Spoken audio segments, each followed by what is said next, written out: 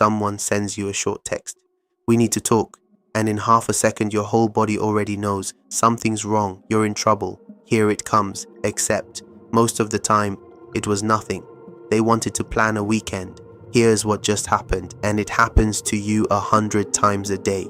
Your first reaction arrived instantly. It felt exactly like the truth, and it was completely wrong, because your first reaction isn't a read on reality.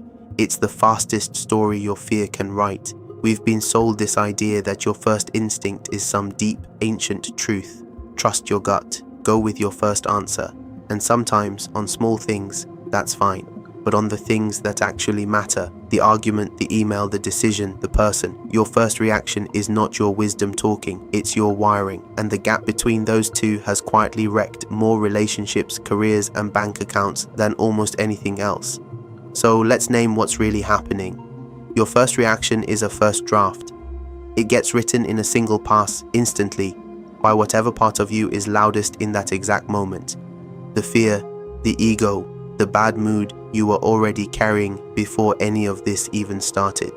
There's zero editing, zero fact-checking. It is the rawest, sloppiest version of your thinking, and it shows up first precisely because it skipped every single step that makes thinking any good. Now here's the part nobody connects. You would never send a first draft email to someone who mattered. You'd never publish a first draft anything. You know the first version is garbage.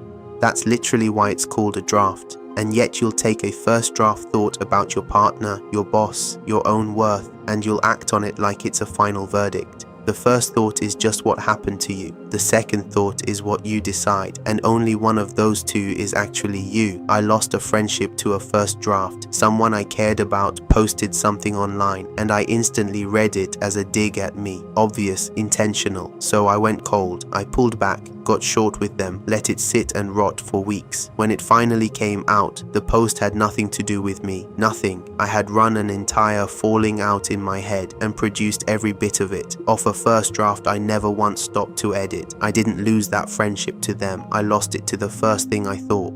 Here's why the first draft is so unreliable. It almost never actually has the facts. Watch what your mind really does. You get about 10% of a situation, a short reply, a certain tone, a text left unread, and your brain instantly writes the missing 90%. And it never fills that gap with something neutral. It fills it with your deepest fear. The unanswered text becomes, "They're done with me." The boss who walked past without smiling becomes, "I'm getting fired." The friend's flat little "okay" becomes, "I did something wrong." None of that was in the facts. You added all of it, which means your first reaction was never information about them. It was a confession about you. The story your mind reaches for first is just a map of where you're most afraid, and that is incredibly useful to know, as long as you never mistake the map for the territory. And there's one more layer underneath, the deepest one. Your first reaction isn't really about right now, it's a replay.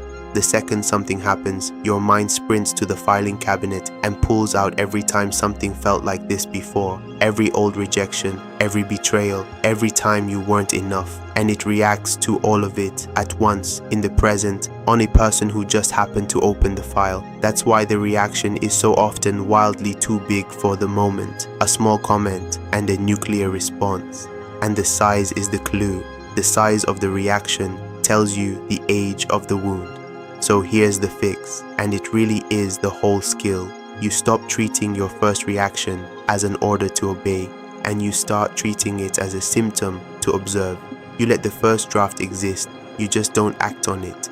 You wait for the second thought, the one that shows up after the chemistry settles with the actual facts, chosen instead of fired off. And the single most powerful question you can ask in that space is this: what would I think about this if I weren't already upset? The rule I gave myself is almost embarrassingly simple. When my first reaction is strong, I do nothing with it. I don't send, I don't say it, I don't decide. I just notice it. There's the draft, and I let 24 hours, or honestly, sometimes just 24 minutes, do the editing. And I have never once, not a single time, regretted the wait. Every regret I own is on the other side of that line. The things I did at the speed of the first draft. Waiting has never cost me a thing. It has only ever saved me. So here's the reframe to leave you with. Your first reaction isn't bad, it's just first. It's raw material, not a conclusion. The question your mind asks, never the answer. The entire game is learning to feel the first draft fully and act on the second thought only. Don't trust the fastest thought in the room. Trust the one still standing after you've calmed down. Let the draft be a draft, and then quietly edit your way toward a life you never have to apologize for. And if this landed, here's where it goes next. A lot of those first draft reactions are really just one thing wearing a disguise, needing something from the other person, their approval, their reassurance, and that need, not your kindness, is the thing quietly sabotaging you. Next time we settle it, nice guys don't finish last, needy ones do. I'll see you there.